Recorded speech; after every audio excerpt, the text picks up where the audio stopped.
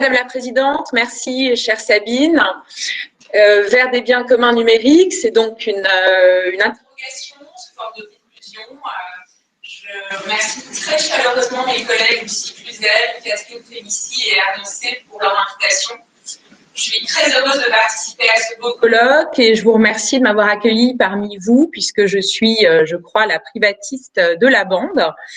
Cet accueil parmi ce très beau panel de privatistes s'explique peut-être par le fait que j'ai eu la chance de travailler avec certains d'entre vous dans le cadre d'un projet de recherche consacré aux biens communs.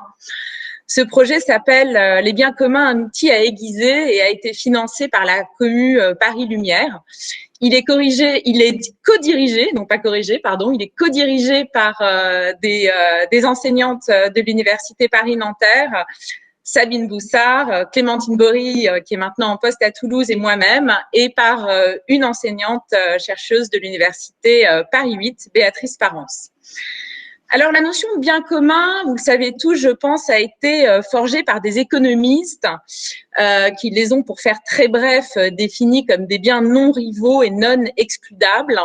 Mais en droit, elle nous renvoie aussi à un certain nombre de concepts, notamment des concepts ancrés dans l'histoire du droit. Le domaine universel de l'Ancien Régime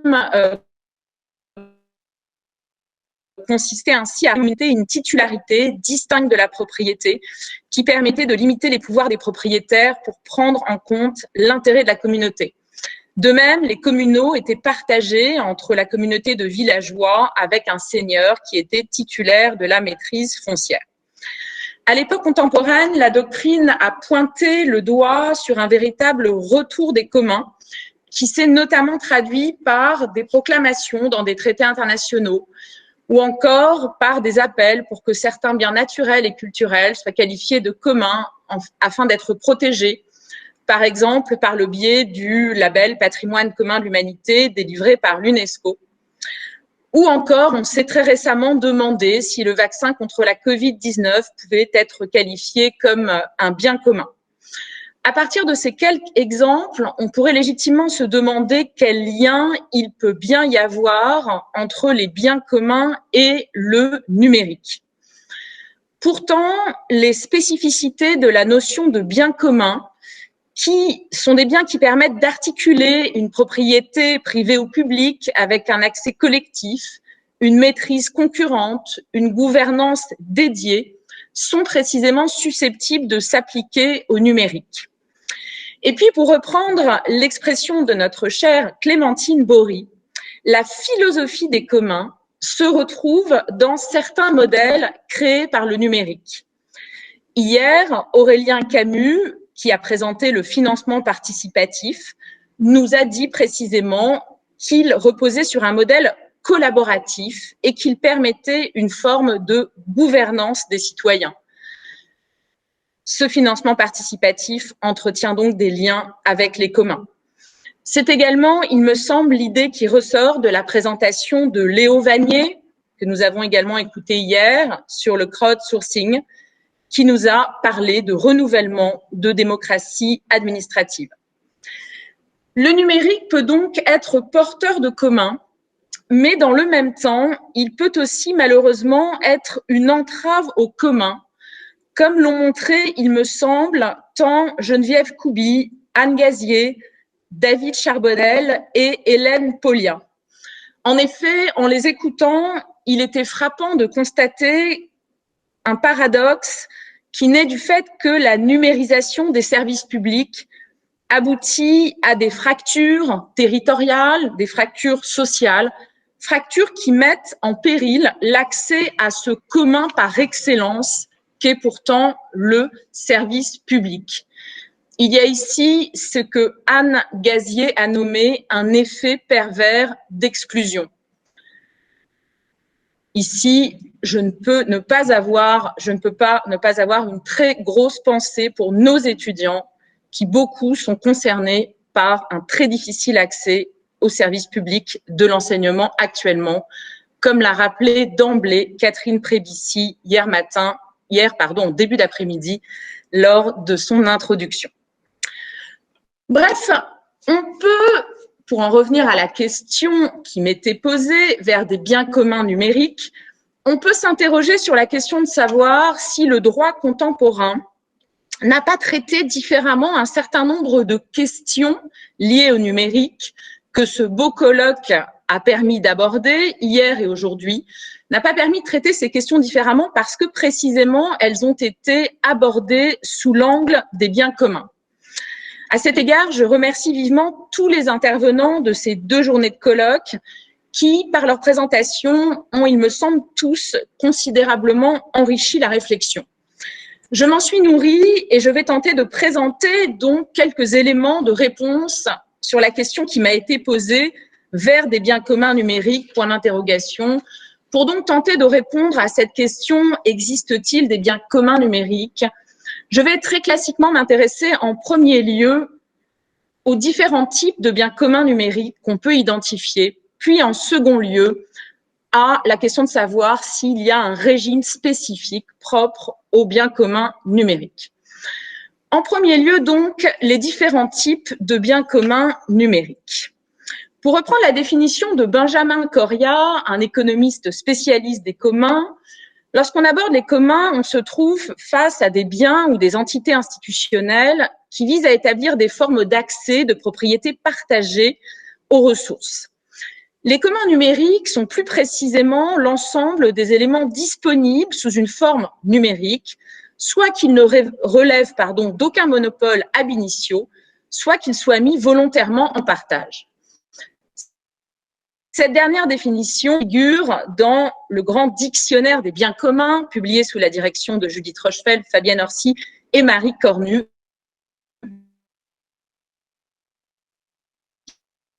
qui est évidemment une référence. Ou pour le plus grand nombre, qui constitue certainement l'une des colonnes vertébrales des communs. Concernant les communs numériques, je me propose de mettre le projecteur sur 2 types de communs numériques. Premier type, d'une part, les communs numériques qui entretiennent un lien avec la connaissance. Second type, d'autre part, les communs numériques qui, plus généralement, entretiennent un lien avec l'intérêt général. Communs numériques et connaissance, d'une part. On peut considérer que le mouvement ayant conduit à la création des biens communs numériques a été porté par une forme de réaction au renforcement de la propriété intellectuelle. C'est pourquoi il a été comparé par un professeur de droit écossais, James Boyle, avec un mouvement ancien des enclosures qui avait eu lieu en Angleterre au XVIe et XVIIe siècle et qui avait, pour le dire de manière évidemment extrêmement résumée, qui avait consisté en une forme de captation de terres communes par une minorité. Or, les communs numériques liés à la connaissance seraient précisément une réaction à ce mouvement visant à développer la propriété intellectuelle sur des créations qui, jusqu'alors, échappaient à cette propriété intellectuelle. C'est pourquoi James Boyle les a nommés comme des réactions aux nouvelles enclosures de la connaissance. Alors, on peut citer quelques exemples de ces communs numériques qui ont un lien avec la connaissance. La très connue Wikipédia, bien entendu, la moins connue Wikibrest, qui est un carnet d'écriture collaboratif qui relie les habitants, les journaux de quartier, les associations, les artistes et les bibliothécaires et qui a été créé dans le cadre d'une initiative Brest en commun que j'ai eu le plaisir de découvrir quand j'étais en poste dans cette ville. La diffusion également d'une culture de pair à pair, bien connue par chacun d'entre nous et surtout peut-être par les plus jeunes d'entre nous. Il y a aussi le logiciel libre qui constitue à mon sens un des modèles des communs numériques liés à la connaissance. Logiciel libre, dont je vous rappelle que c'est un logiciel dont le code source est fourni accompagné d'une licence qui accorde à tout utilisateur 4 libertés. La liberté d'exécuter le logiciel tout en limitant son usage, la liberté d'exécuter le fonctionnement du programme et de l'adapter à ses propres besoins, c'est-à-dire d'ajouter des extensions ou au contraire d'en supprimer, la liberté de copier le logiciel et d'en redistribuer des copies, et enfin la liberté de transformer le programme et de publier ces transformations. Le logiciel libre, c'est précisément construit en opposition à ce qu'on appelle les stratégies propriétaires qui correspondent à un développement du marché des logiciels qu'on peut à peu près dater des années 1980. Je n'ai pas le temps d'en dire plus. Je rappelle juste pour ceux que ça intéresse que il y a eu un développement très important d'un certain nombre de licences libres à l'initiative du célèbre Richard Stallman, qui a fondé donc un certain nombre de licences qui s'appuient sur la clause dite du copyleft, qui permet ainsi de créer une sorte de domaine public sécurisé où, comme je l'ai dit tout à l'heure, tous les ajouts, toutes les modifications du code source entrent directement dans cette licence libre sans pouvoir en sortir. Et alors, ça constitue aussi du coup une œuvre coopérative et ça rejoint eh bien la notion que notre collègue Mélanie Clément-Fontaine a développée dans sa thèse qu'elle a nommée l'œuvre libre, où elle insiste précisément sur le fait que le numérique permet spécialement la création de ces œuvres libres, puisqu'il favorise une création collaborative, notamment sur le réseau Internet. L'autre exemple sur lequel on peut s'arrêter rapidement, qui rentre aussi, à mon sens, dans la catégorie des biens communs numériques qui ont un lien avec la connaissance, c'est celui des archives ouvertes. Les archives ouvertes, donc, qui correspondent à un ensemble de méthodes permettant de mettre en accès libre des publications scientifiques afin d'instituer la production scientifique comme un commun de la connaissance. Léo Vanier, hier, a parlé des archives parce que, eh bien, il a développé, évidemment, un certain nombre d'exemples qui se rattachent au crowdsourcing. Donc, la question des archives ont été abordées. Quant à nous, nous connaissons tous le serveur HAL, ouvert par le CNRS et qui nous a été présenté hier par Gilles Dumont. À côté de ces communs numériques dont le moteur est l'accès pour tous à la connaissance, il me semble que l'existence d'autres communs numériques se justifie de manière plus générale par un enjeu qui relève de l'intérêt général. Commun numérique et intérêt général, d'autre part, donc. Cette ouverture au commun liée à l'intérêt général m'amène bien évidemment à m'intéresser au mouvement de l'open data, au mouvement des données publiques, qui a été abordé à plusieurs reprises depuis hier et qui a été représenté de manière précise hier par Émilie Debetz et Bruno Defins et aujourd'hui également par Lucie Cluzel. J'irai donc assez vite. Je dirais simplement, comme Lucie l'a bien rappelé aujourd'hui, que ce mouvement avait été finalement amorcé assez tôt en France, on pourrait dire presque avant l'heure, puisqu'il s'agissait à l'époque des documents administratifs papier, mais dès donc la loi du 17 juillet 1978, qu'il a été ensuite, comme c'est souvent le cas, poussé par un accélérateur venant de l'Union européenne avec une série de directives 2003, 2013, 2019 et que son régime se situe dans un code qui a été très souvent cité depuis hier, le code des relations entre le public et l'administration.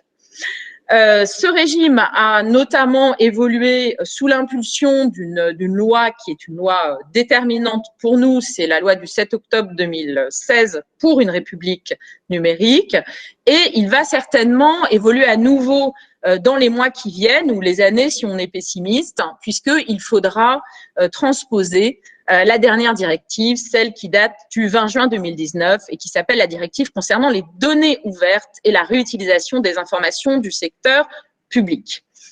Pour l'heure, comme Jacques Chevalier nous l'a rappelé hier, c'est Etalab qui est chargé de la mise en œuvre de la gouvernance de ce service public, rattaché à cette fameuse direction qui a changé de nom, la DINSIC, qui est devenue la DINUM, et qui a un mode d'organisation qui a été fixé par un décret du 30 octobre 2019, sachant que Jacques Chevalier a insisté hier sur le fait que l'existence de ces divisions, de ces directions, interministérielles, était le signe du fait que le numérique a une solide, je le cite, une solide assise administrative. Etalab est donc le service qui développe et anime la plateforme data.gouv.fr qui rassemble et qui permet de mettre à la disposition un certain nombre d'informations publiques de l'État, de ses établissements publics et, si elle le souhaite, des collectivités territoriales. Quelles sont les données concernées? Je ne vais pas m'y attarder très longtemps. On sait qu'aujourd'hui, il y a 9 jeux de données concernés. Par exemple, le plan cadastral informatisé ou encore la base adresse nationale. Certains des intervenants en ont déjà parlé. On sait aussi que les travaux parlementaires de la loi République numérique, qui sont, je trouve, très riches, nous apprennent que ces jeux de données pourraient être plus nombreux à l'avenir, avec tout de même le risque qui a été pointé du doigt par Lucie Cluzel dans un de ses articles qui porte sur la construction d'un service public de la donnée, le risque que si ces données sont trop nombreuses, on se retrouve dans la même situation que ce qui s'est passé en Angleterre, avec une forme d'échec du service public qui s'était vu justement confier la gestion de ces données publiques, en l'occurrence le Nil. Par ailleurs, il faut évidemment ici avoir un mot pour cette notion de données d'intérêt général, dont on sait qu'elle porte en elle la possibilité d'élargir à l'avenir l'accès à des données produites cette fois-ci par des acteurs privés, mais en raison de leur utilité, donc pour toujours l'intérêt général, ou alors des données co-construites, tant par des personnes publiques que des personnes privées. Sur ce point, le rapport Botorel, qui a été beaucoup cité hier et aujourd'hui, qui est un rapport qui date de décembre dernier et qui se nomme, je le rappelle, « Pour une politique publique de la donnée », qui là aussi est une véritable mine, a identifié un certain nombre d'hypothèses de données d'intérêt général qui pourraient être très utiles. Ce qui a permis d'ailleurs sur ce point à Émilie Debest hier de prendre cet exemple qui est cité dans le rapport Botorel des données que le gouvernement français a utilisées pour suivre l'activité des citoyens, on va le dire de manière neutre, au moment du confinement, données qui ont été réquisitionnées, pour reprendre l'expression d'Émilie, et qui étaient les données possédées par les opérateurs téléphoniques, Orange pour ne pas le citer, ou certains opérateurs de cartes bancaires. Les données publiques et les données d'intérêt général présentent donc, à mon sens, l'intérêt de souligner à nouveau la spécificité de la notion de bien commun. On voit bien que les biens communs, c'est quelque chose de très particulier, c'est pas exactement les choses communes qui figurent dans le Code civil, puisque je suis la privatiste de la bande, je cite l'article 714 du Code civil que tout le monde connaît certainement sur les choses communes. On voit bien que les biens communs, c'est quelque chose de différent encore parce que ce n'est pas forcément des données qui n'appartiennent à personne comme les choses communes. Autour des biens communs, il y a l'idée qu'on peut articuler une propriété, qu'elle soit publique ou privée, avec un accès et un partage pour tous. Mais il ne faudrait pas que la philosophie des communs se perde, parce que comme l'a souligné hier Bruno Defin, la sphère publique serait sans doute tentée aussi d'utiliser des données pour servir des intérêts privés. La singularité des communs numériques au sein même de la catégorie des communs m'amène, ceci dit, à rappeler ici, ce qui n'écarte pas tout danger, que les biens communs numériques sont des biens non rivaux, car en principe, l'usage par une personne n'empêche pas l'usage par d'autres personnes. C'est une spécificité, à mon sens, du bien commun numérique qui n'est pas forcément transposable à tous les biens communs. Avec cet élément, on en vient donc ici naturellement à des questions qui relèvent du régime des biens communs numériques. Et je vous propose donc en second lieu de m'arrêter sur la question du régime spécifique des biens communs numériques. L'élément le plus caractéristique, je l'ai déjà dit, je me répète, pour moi, du régime des biens communs, c'est l'accès et le partage. Je vais donc, d'une part, m'arrêter sur cette question et d'autre part, je voudrais présenter les limites auxquelles cet accès et ce partage sont confrontés. D'une part, donc, l'accès et le partage. Alors, appliqué au numérique, la question de l'accès prend des formes variées. On a déjà parlé de diffusion, mais aussi de la possibilité de copier, de réutiliser, voire de modifier le contenu numérique. Autour de cette idée, c'est toujours celle de l'utilité qui prévaut. Et comme je vois que j'ai déjà été un petit peu longue, je vous renvoie sur ce point à un guide pratique qui a été publié par la CNIL et la CADA, avec d'ailleurs la collaboration de Etalab, et qui est extrêmement parlant sur cette notion notamment de l'accès qui est centrale, et sur lequel certains intervenants ont d'ailleurs insisté, parce que il y a un lien direct entre accès et transparence sur laquelle se sont longuement arrêtés de manière passionnante Lucie Cluzel et Rouliane Valero. Cette question de l'accès, elle est effectivement au cœur du régime des communs, comme l'a notamment très bien montré la grande spécialiste des communs qu'est Judith Rochefeld, puisque cet accès permet un accès aux utilités du bien sans passer par la propriété. Et c'est un autre économiste, Jérémy Rifkin, qui l'a développé dans son bel ouvrage L'âge de l'accès. Donc, c'est aussi une notion qui a pu être reprise par les juristes à la suite de ces travaux d'économistes. Il y a un lien direct entre l'accès et le partage, et ce lien est essentiel parce que, comme on l'a vu à travers plusieurs exemples, la philosophie du partage est très présente dans tout le numérique et dans beaucoup d'exemples qu'on a pu voir ensemble. Effectivement, comme ça a pu être souligné, derrière le numérique, il y a quelque chose de collaboratif, il y a quelque chose qui nous permettrait peut-être de sortir de notre logique individualiste, de l'idée qu'on d'habitude, on a l'habitude de cacher notre travail individuel, un petit peu comme on cache sa copie, comme on a l'impression d'être en compétition. Et je trouve que ça fait écho à un des éléments que Alexis Zarka a présenté cet après-midi, parce qu'il a dit que pour lui, le numérique avait notamment la particularité de favoriser l'horizontalité. Je trouve que c'est quelque chose qu'on retrouve dans cette idée de partage. Le rapport Botorel insiste sur ce point, et il insiste aussi sur le fait que ce partage, cet accès peut être limité par des éléments qui tiennent notamment à des questions de propriété intellectuelle. Je vous propose d'autre part, et donc pour finir, de m'intéresser aux limites de l'accès. Ces limites de l'accès, elles ont été pointées du doigt par beaucoup d'intervenants depuis hier.